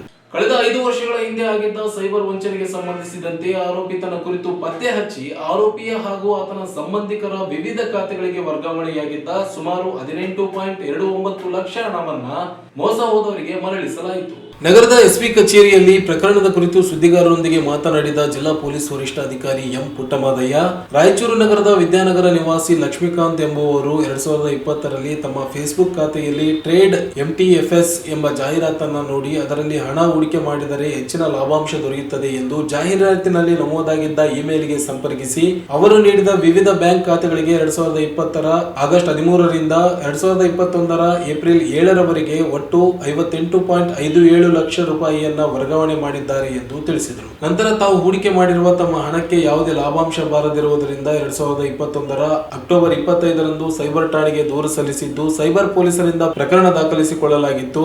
ಇತ್ತೀಚೆಗೆ ಪ್ರಕರಣದ ಕುರಿತು ತನಿಖೆಯನ್ನ ಸೈಬರ್ ಪೊಲೀಸ್ ಠಾಣೆಯ ಡಿವೈಎಸ್ಪಿ ವೆಂಕಟೇಶ್ ಉಗಿಬಂಡಿ ಅವರು ಕೈಗೊಂಡು ಆರೋಪಿಯ ಜಾಲ ಪತ್ತೆ ಹಚ್ಚಿದ್ದು ತಮಿಳುನಾಡಿನ ರಾಮನಾಥಪುರ ಜಿಲ್ಲೆಯ ಕೀಲಕರೈನ ಬತುರುಸ್ಮಾನ್ ಎಂಬ ವ್ಯಕ್ತಿಯಿಂದ ಈ ಕೃತ್ಯ ನಡೆದಿದೆ ಎಂದು ಖಚಿತಪಡಿಸಿಕೊಂಡು ಆರೋಪಿಯು ಯಾರಿಗೂ ತಿಳಿಯದಂತೆ ತನ್ನ ಸಂಬಂಧಿಕರ ಖಾತೆಗೆ ಹಣವನ್ನು ವರ್ಗಾಯಿಸಿಕೊಂಡಿದ್ದ ಎಂಬುದು ತನಿಖೆಯಿಂದ ತಿಳಿದು ಬಂದಿದೆ ಎಂದು ತಿಳಿಸಿದರು. ಪ್ರಸ್ತುತ ಆರೋಪಿ ಬದರುಸ್ಮಾನ್ ಮೃತಪಟ್ಟಿದ್ದು ಆತನ ವಿರುದ್ಧ ನ್ಯಾಯಾಲಯದಲ್ಲಿ ಅಮಿಟೆಡ್ ಚಾರ್ಜ್ ಶೀಟ್ ಸಲ್ಲಿಸಲಾಗಿದೆ. ಆರೋಪಿತನ ಹಾಗೂ ಆತನ ಸಹೋದರರ ಸಂಬಂಧಿಯ ಖಾತೆಯಿಂದ ವಿವಿಧ ಖಾತೆಗೆ ವರ್ಗಾವಣೆಯಾಗಿದ್ದ 18,29,425 ರೂಪಾಯಿ ಹಣವನ್ನು ಜಪ್ತಿಪಡಿಸಿಕೊಂಡು ಮೋಸ ಹೋದ ಲಕ್ಷ್ಮೀಕಾಂತ್ ಎಂಬುವರಿಗೆ ಮರಳಿಸಲಾಗಿದೆ ಎಂದರು. ಪ್ರಕರಣದ ತನಿಖೆಯಲ್ಲಿ ತನಿಖಾ ಸಹಾಯಕರಾಗಿ ರಾಜಪ್ಪ, PI ರಾಜ್ಕುಮಾರ್ ವಜಂತ್ರಿ, ವಿಕ್ರಮ್ ಸಿಂಹಾರೆಡ್ಡಿ, ಪ್ರವೀಣ್ ಕುಮಾರ್ ಇದ್ದರು. ಅಧಿಕಾರಿ ಮತ್ತು ಸಿಬ್ಬಂದಿ ಕಾರ್ಯವನ್ನ ಎಸ್ಪಿ ಪುಟ್ಟಮಾದಯ್ಯ ಪ್ರಶಂಸಿಸಿದರು. ಜನರು ಸೈಬರ್ ವಂಚನೆಗಳ ಕುರಿತು ಜಾಗೃತರಾಗಬೇಕು. ವಂಚನೆಗಳ ಬಗ್ಗೆ ಮಾಹಿತಿ ಇದ್ದರೆ ಮೊದಲು ಪೊಲೀಸ್ ಠಾಣೆಗಳಿಗೆ ಮಾಹಿತಿ ನೀಡಬೇಕು. ಅನಗತ್ಯವಾಗಿ ಬರುವ ಸಂದೇಶಗಳು, ಲಿಂಕ್ಗಳು, APK ಫೈಲ್ಗಳನ್ನ ಕ್ಲಿಕ್ ಮಾಡಬಾರದು ಎಂದು ತಿಳಿಸಿದರು. ನಗರದಲ್ಲಿ ಒಟ್ಟು 64 ಪೊಲೀಸ್ ಇಲಾಖೆಗೆ ಸಂಬಂಧಿಸಿದ CC ಕ್ಯಾಮೆರಾಗಳಿದ್ದು ಅವುಗಳ ಮಾನಿಟರಿಂಗ್ ನಗರದ SP ಕಚೇರಿಯಲ್ಲಿ ಆಗುತ್ತದೆ. ಇದಲ್ಲದೆ ಎಲ್ಲ ಖಾಸಗಿ ಮಳಿಗೆಗಳು, ಅಂಗಡಿಗಳು ಸೇರಿ ನಗರದಲ್ಲಿ 7500 CC ಕ್ಯಾಮೆರಾಗಳಿವೆ. ನಗರದ ಪ್ರಮುಖ ವೃತ್ತಗಳು ಮತ್ತು ರಸ್ತೆಗಳಲ್ಲಿ CCTV ಕ್ಯಾಮೆರಾಗಳು ಕಾರ್ಯನಿರ್ವಹಿಸುತ್ತಿವೆ. ಅಪರಾಧ ತಡೆಗೆ ಇಲಾಖೆಯಿಂದ ನಿರಂತರವಾಗಿ ಕಾರ್ಯನಿರ್ವಹಿಸಲಾಗುತ್ತಿದೆ ಎಂದು ತಿಳಿಸಿದರು. ನಗರದಲ್ಲಿ ಟ್ರಾಫಿಕ್ ಸಮಸ್ಯೆ ಹೆಚ್ಚಾಗಿ ಕಂಡುಬರುತ್ತಿದ್ದು ಟ್ರಾಫಿಕ್ ಜಾಮ್ ಸಮಸ್ಯೆಯನ್ನು ತಡೆಯಲು ಅಗತ್ಯ ಸಿದ್ಧತೆಗಳನ್ನು ಮಾಡಲಾಗುತ್ತಿದೆ. ಜನರು ಕೂಡ ಇದಕ್ಕೆ ಸಹಕರಿಸಬೇಕು. ರಸ್ತೆಗಳಲ್ಲಿ ಅಡ್ಡಾದಿಡ್ಡಿಯಾಗಿ ವಾಹನಗಳನ್ನು ನಿಲ್ಲಿಸಬಾರದು ಮತ್ತು ಸಂಚಾರಿ ನಿಯಮಗಳನ್ನು ಕಡ್ಡಾಯವಾಗಿ ಪ್ರತಿಯೊಬ್ಬರು ಪಾಲನೆ ಮಾಡಲೇಬೇಕು ಎಂದು ತಿಳಿಸಿದರು.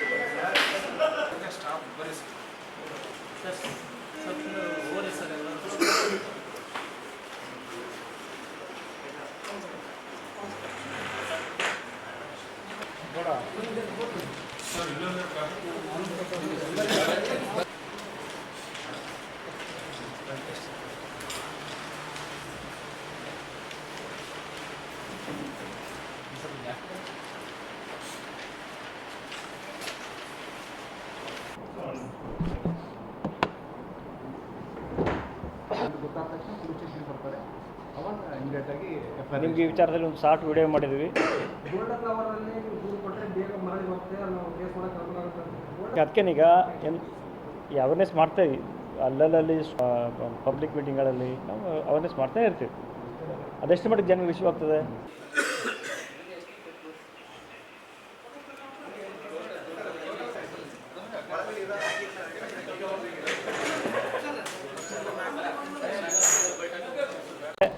ಅಂದರೆ ಇದೇ ಅಕ್ಟೋಬರ್ ತಿಂಗಳು 2021 ಇಸ್ವಿನಲ್ಲಿ ಸೆನ್ ಪೊಲೀಸ್ ಠಾಣೆಯಲ್ಲಿ ಒಂದು ಪ್ರಕರಣ ದಾಖಲಾಗಿತ್ತು. ರಾಯಚೂರು ವಿದ್ಯಾನಗರದ ಲಕ್ಷ್ಮೀಕಾಂತ್ ಅನ್ನೋರು ಫೇಸ್ಬುಕ್ ಖಾತೆಗೆ ಸಂಬಂಧಪಟ್ಟಂತೆ ಟ್ರೇಡ್ MTFS ಅನ್ನೋ ಹೆಸರಿನ ಒಂದು ಅಡ್ವರ್ಟೈಸ್ಮೆಂಟ್ ಬರುತ್ತೆ. ಅದರಲ್ಲಿ ಹಣ ಇನ್ವೆಸ್ಟ್ ಮಾಡಿದ್ರೆ ಹೆಚ್ಚಿನ ಲಾಭಾಂಶ ಬರುತ್ತೆ ಅಂತ ಅದರಲ್ಲಿ ಮಾಹಿತಿ ಇರುತ್ತೆ. ಅದರಂತೆ ಇವರು ಅದನ್ನು ಅನುಸರಣೆ ಮಾಡಿ ಸ್ಟೇಜ್ ಬೈ ಸ್ಟೇಜ್ ಹಣ ಇನ್ವೆಸ್ಟ್ ಮಾಡ್ತಾ ಹೋಗ್ತಾರೆ. ಹೆಚ್ಚು ಕಡಿಮೆ ಅದು 58,57,000 ರೂಪಾಯಿನ ಅವರು ಇನ್ವೆಸ್ಟ್ ಮಾಡ್ತಾ ಹೋಗ್ತಾರೆ. ಈ ಪ್ರಕರಣ ತುಂಬ ದಿನಗಳಿಂದ ನೆನೆಗುದಿಗೆ ಬಿದ್ದಿದ್ದು, ಇತ್ತೀಚೆಗೆ ಈ ಸೆಂಟ್ ಪೊಲೀಸ್ ಸ್ಟೇಷನ್ಗೆ DSP ಆಗಿ ವರ್ಗಾವಣೆಯಾಗಿ ಶ್ರೀ ವೆಂಕಟೇಶ್ ವಗಿಬಂಡಿಯವರು ಬಂದ ನಂತರ ಈ ಪ್ರಕರಣನ ಬೆರೆಸಿದ್ದಾರೆ. ಇದರಲ್ಲಿ ನಮಗೆ 18,29,425 ರೂಪಾಯಿಗಳು ಅಷ್ಟು ಹಣ ಬೇರೆ ಬೇರೆ ಖಾತೆಗಳಿಗೆ ಹೋಗಿದ್ದಂಥ ಹಣ ನಾವು ಮರಳಿ ರಿಕವರಿ ಮಾಡಿದ್ದೀವಿ. ಮತ್ತು ಅದನ್ನು ಮಾನ್ಯ ನ್ಯಾಯಾಲಯದ ಆದೇಶದ ನಂತರ ಸಂಬಂಧಪಟ್ಟಂತಹ ಲಕ್ಷ್ಮೀಕಾಂತ್ ಅವ್ರಿಗೆ ಇದನ್ನು ನಾವು ವಾಪಸ್ ಕೊಡ್ತೀವಿ. ಮುಖ್ಯವಾಗಿ ಈ ಸೈಬರ್ ಕೇಸ್ ಸಂಬಂಧಪಟ್ಟಂಗೆ ಈ ಥರ ಅತಿಯಾಗಿ ಜನ ಮೋಸ ಹೋಗ್ತಾ ಇದ್ದಾರೆ. ಹಾಗಾಗಿ ಯಾವುದೇ ಲಿಂಕ್ಸ್ ಬರಲಿ ಅಥವಾ ಯಾವುದೇ ಅಡ್ವರ್ಟೈಸ್ಮೆಂಟ್ಸ್ ಬರಲಿ ಅಥವಾ ಯಾವುದೇ ಅವರ ಫೋನ್ ನಂಬರ್ಗಾಗಲಿ ಅಥವಾ ಅವರ ಇಮೇಲ್ ಅಡ್ರೆಸ್ಗಳಾಗಲಿ ಯಾವುದೇ ಬಂದರೂ ಕೂಡ ಜಾಗರೂಕವಾಗಿ ಅದನ್ನು ನಾವು ನಿರ್ವಹಿಸ್ಕೋಬೇಕಾಗುತ್ತೆ. ಇಲ್ಲ ಅಂತಂದರೆ ಈ ಥರ ಮೋಸಗಳಾಗ್ತವೆ. ಮತ್ತು ನೋಡಿ, ಈ ಥರ ಇನ್ವೆಸ್ಟ್ಮೆಂಟ್ ಮಾಡ್ತಾ ಏನು ಮಾಡ್ತಾರೆ, ಅವರು ಬೇರೆ ಬೇರೆ ಖಾತೆಗಳಿಗೆ ವರ್ಗಾವಣೆ ಮಾಡ್ತಾರೆ. ಮೈನ್ಯೂಟ್ ಹಣನೂ ಕೂಡ 250,000 ರೂಪಾಯಿ ಕೂಡ ವರ್ಗಾವಣೆ ಮಾಡ್ತಾ ಹೋಗ್ತಾರೆ. ಹಾಗೇನಾಗುತ್ತೆ, ರಿಕವರಿಗೆ ಕೂಡ ಕಷ್ಟ ಆಗುತ್ತೆ. ಇದೊಂದು ಒಳ್ಳೆ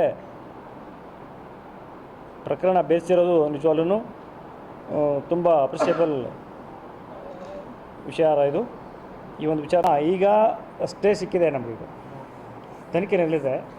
ಪಾರ್ಟ್ಲಿ ನಾವು ಚಾರ್ಜ್ ಶೀಟ್ನ ಕೊಡ್ತೀವಿ, ಮತ್ತು ಅದು ಹಾಗೆ ಇರ್ತದೆ.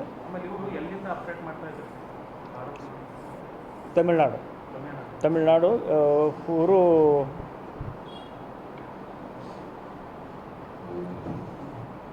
ರಾಮನಾಥಪುರಂ, ಕೀಲಾಕರೈ ಅಂತ, ಕೀಲಾಕರೈ ರಾಮನಾಥಪುರಂ ಡಿಸ್ಟ್ರಿಕ್ಟ್, ತಮಿಳ್ನಾಡು.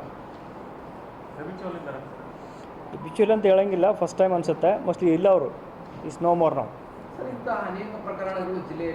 ಈ ಸಂದರ್ಭದಲ್ಲಿ ಹೆಚ್ಚುವರಿ ಪೊಲೀಸ್ ವರಿಷ್ಠಾಧಿಕಾರಿಗಳಾದ ಹರೀಶ್, ಕುಮಾರಸ್ವಾಮಿ, ಸೈಬರ್ ಡಿವೈಎಸ್ಪಿ ವೆಂಕಟೇಶ್ ಸೇರಿದಂತೆ ಪೊಲೀಸ್ ಅಧಿಕಾರಿಗಳು, ಸಿಬ್ಬಂದಿ ಉಪಸ್ಥಿತರಿದ್ದರು. ನಗರದ ಹಳೆಯ ಸಾರ್ವಜನಿಕ ಶಿಕ್ಷಣ ಇಲಾಖೆಯ ದಾಖಲೆಗಳ ಕೊಠಡಿಗೆ ಬೆಂಕಿ ಹತ್ತಿದ ಘಟನೆ ಇಂದು ಬೆಳಗ್ಗೆ 11ರ ಸುಮಾರಿಗೆ ನಡೆದಿದ್ದು, ಕಿಡಿಗೇಡಿಗಳು ಬೆಂಕಿ ಹಚ್ಚಿರಬಹುದು ಎಂದು ಶಂಕಿಸಲಾಗಿದೆ. ನಗರದ ತಹಶೀಲ್ ಕಚೇರಿ ಸಮೀಪದಲ್ಲಿರುವ ಹಳೆಯ ಸಾರ್ವಜನಿಕ ಶಿಕ್ಷಣ ಇಲಾಖೆಯ ಕಚೇರಿಯು ಕಳೆದ 3-4 ವರ್ಷಗಳ ಹಿಂದೆ ಸ್ಥಳಾಂತರ ಮಾಡಲಾಗಿತ್ತು. ಶಿಕ್ಷಣ ಇಲಾಖೆಯ ಕಚೇರಿ ಸ್ಥಳಾಂತರ ಹಿನ್ನೆಲೆಯಲ್ಲಿ ಹಳೆಯ 50-60 ವರ್ಷದ ದಾಖಲೆಗಳನ್ನು ಸಂಗ್ರಹಿಸಿ ಇಡಲಾಗಿತ್ತು. ಇಂದು ಬೆಳಗ್ಗೆ 11ರ ಸುಮಾರಿಗೆ ದಾಖಲೆಗಳ ಕೊಠಡಿಗೆ ಬೆಂಕಿ ಹತ್ತಿದ್ದು, ಅಗ್ನಿಶಾಮಕ ದಳ ಠಾಣೆಗೆ ಮಾಹಿತಿ ನೀಡಿದ್ದರಿಂದ ತಕ್ಷಣವೇ ಸ್ಥಳಕ್ಕಾಗಮಿಸಿದ ಅಗ್ನಿಶಾಮಕ ಠಾಣೆ ಸಿಬ್ಬಂದಿಗಳು ದಾಖಲೆಗಳ ಕೊಠಡಿಗೆ ಹಾಕಿರುವ ಶೆಲ್ಟರ್ನ ಬೀಗ ಹೊಡೆದು 90% ಬೆಂಕಿಯನ್ನು ನಂದಿಸಿದ್ದಾರೆ. ದಾಖಲೆಗಳಿಗೆ ಬೆಂಕಿ ಹತ್ತಿದ್ದರಿಂದ ದಾಖಲೆಗಳು ಸುಟ್ಟು ಭಸ್ಮವಾಗಿವೆ. ಅಗ್ನಿಶಾಮಕ ಸಿಬ್ಬಂದಿಗಳು, ಸಾರ್ವಜನಿಕ ಶಿಕ್ಷಣ ಇಲಾಖೆಯ ಸಿಬ್ಬಂದಿಗಳು ಹಾಗೂ ಸಾರ್ವಜನಿಕರು ಬೆಂಕಿ ನಂದಿಸಲು ಅಗ್ನಿಶಾಮಕ ಠಾಣೆ ಅಧಿಕಾರಿಗಳಿಗೆ ಸಹಕಾರ ನೀಡಿದರು. ದಾಖಲೆಗಳ ಕೊಠಡಿಯಲ್ಲಿ ಹಳೆಯ ಪೀಠೋಪಕರಣಗಳು, ರಿಪೇರಿಯಾಗದ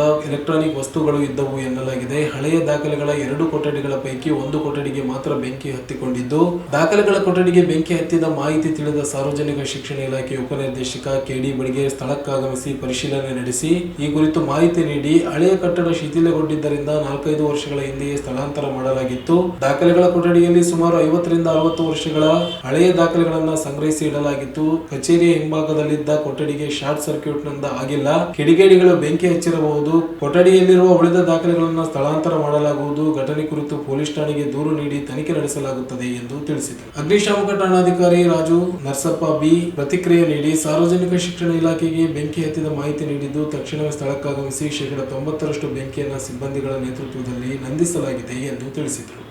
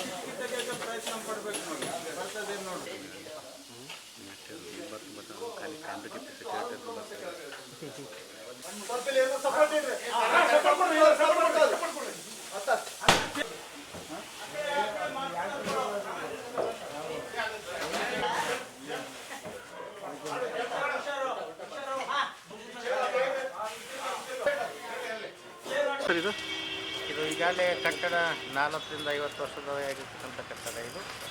ಮತ್ತು ಈಗಾಗಲೇ ಈ ಕೊಠಡಿಯಲ್ಲಿ ಸುಮಾರು 3 ರಿಂದ 4 ವರ್ಷ ಆಯಿತು ಕಚೇರಿ ಈ ಕಟ್ಟಡದಲ್ಲಿ ಉಪನಿರ್ದೇಶಕ ಕಾರ್ಯಾಲಯ ಕೆಲಸ ನಿರ್ವಹಿಸ್ತಾ ಇಲ್ಲಿದೆ. ನಾವು ಈಗಾಗಲೇ ಇಲ್ಲಿಂದ ಆಜಾದ್ ನಗರದಲ್ಲಿ ಬಾಡಿಗೆ ಬಿಲ್ಡಿಂಗ್ ಶಿಫ್ಟಾಗಿತ್ತು. ನಂತರ ಈಗಾಗಲೇ ಜಿಲ್ಲಾ ಆಡಳಿತ ಭವನದಲ್ಲಿ ನಮ್ಮ ಕಚೇರಿ 50-60 ವರ್ಷದ ದಾಖಲೆಗಳಿದ್ದಾವೆ. ಈಗ ಅವು ಏನು ಶಾರ್ಟ್ ಸರ್ಕ್ಯೂಟ್ನಿಂದ ಆಗಿರ್ತಕ್ಕಂಥ ಘಟನೆ ಅಲ್ಲ, ಇದು ಬೇರೆ ಕೆಟಗರಿಗಳು ಮಾಡಿದ್ದಾರೆ. ನಾವು ಉಳಿದಂಥ ದಾಖಲೆಗಳನ್ನು ನಾವು ರಕ್ಷಣೆ ಮಾಡಿ ಪೊಲೀಸ್ ಸ್ಟೇಷನ್ಗೆ ಕಂಪ್ಲೇಂಟ್ ಕೊಟ್ಟು ಅದನ್ನು ಏನೋ ತನಿಖೆ ಮಾಡ್ತೀವಿ. ಸರ್, ಯಾವಾಗ ಇದು ಮಾಹಿತಿ ಬಂದಿದೆ? ಇದು ನಮಗೆ ಬಂದ ಸುದ್ದಿ ಪ್ರಕಾರ 11 ಮೇಲ್ಗಡೆ ಬಂದಿದೆ. ತಕ್ಷಣ ನಮ್ಮ ಸ್ಟಾಫು ನಾವು ಇಲ್ಲಿ ಬಂದು ಮತ್ತು ಏನು ಅಗ್ನಿಶಾಮಕ ಇಲಾಖೆಯವ್ರಿಗೆ ಫೋನ್ ಹಚ್ಚಿ ಅವರು ಸೆಲ್ಫ್ ಮಾಡ್ತೀವಿ. ಓಕೆ. ಹಳೆ DDP ಆಫೀಸಿನಲ್ಲಿ ಹಳೆ ರೆಕಾರ್ಡ್ ರೂಮ್ನಲ್ಲಿ ಬೆಂಕಿ ಆಗಿದೆ ಅಂತ ಹೇಳಿ ತಿಳಿಸಿದ್ರು. ತಕ್ಷಣ ಬಂದು ನಾವು ಬೆಂಕಿ ನೋಡಿದಾಗ ಬೆಂಕಿ ಉರಿತಿತ್ತು. ನಾವು ಬಂದು ಎಲ್ಲ ಕಂಟ್ರೋಲ್ ಮಾಡಿದ್ದೇವೆ. 99% ಎಲ್ಲ ಕಂಟ್ರೋಲ್ ಆಗಿದೆ. ಹಳೆ ರೆಕಾರ್ಡ್ಸ್ ಇದ್ದಾವೆ, ಅದರಲ್ಲಿ ಆಫೀಸಿನವರು DDP ಆಫೀಸಿನವರು ನಾವು ಎಲ್ಲ ಸೇರಿ ರಜೆ ಕಟ್ತೀವಿ ಅಷ್ಟೇ, ಮತ್ತು ಇನ್ನೇನಿಲ್ಲ. ಬೆಂಕಿ ಮತ್ತು ಹೆಚ್ಚಿನ ಅನಾಹುತಗಳು ಏನಿಲ್ಲ. ಈ ಕಡೆ ಕೂಡ ಸೇಫ್ ಆಗಿದೆ, ಈ ಕಡೆ ರೂಮ್ ಸೇಫ್ ಆಗಿದೆ, ಎಲ್ಲ ಸೇಫ್ ಆಗಿದೆ. ಎಲ್ಲ ಕಂಟ್ರೋಲ್ ಮಾಡಿದ್ದೀವಿ. ಆಲ್ಮೋಸ್ಟ್ ಎಲ್ಲ ಕಂಟ್ರೋಲ್ ಮಾಡಿದ್ದೀವಿ. ಮುಗಿತು, ಬೆಂಕಿ ಕೂಡ ಮುಗಿತು. ಈಗ ಹಳೆ ಬಿಲ್ಡಿಂಗ್ ಸರ್ ಇದ್ರಾಗ ಯಾರು ಇರ್ತಿದ್ದಿಲ್ಲ ಸರ್? ಯಾರು ಇಲ್ಲ ಇದರಲ್ಲಿ. ಹಳೆ ಬಿಲ್ಡಿಂಗ್, ಹಳೆ ರೆಕಾರ್ಡ್ ರೂಮ್ಸ್. ನಾವು ಕೂಡ ಅದನ್ನ ಕೇಳಿದ್ವಿ ಸರ್, ಇದರಲ್ಲಿ ಏನಾದರೂ ಡಾಕ್ಯುಮೆಂಟ್ ದಾಖಲಾತಿಗಳು ಕೆಲಸ ಬರೋ ಏನಿದ್ದಾವೆ ಅಂತ ಕೇಳಿದ್ವಿ. ಇಲ್ಲ ಸರ್, ಅಲ್ಲೆಲ್ಲ ಹಳೇದು ಅಂತ ಹೇಳಿದ್ದಾರೆ. ನೀವು ಕೂಡ ನೋಡಿರಲ್ಲ ಹಳೆ ಬಿಲ್ಡಿಂಗು. ಆಲ್ರೆಡಿ ಈ ಬಿಲ್ಡಿಂಗ್ ಬಿಟ್ಟು ಅಷ್ಟು ಹೋಗಿದ್ದಾರೆ. ಹಳೆ ರೆಕಾರ್ಡ್ ರೂಮ್ ಎಷ್ಟು ಕೊಠಡಿ?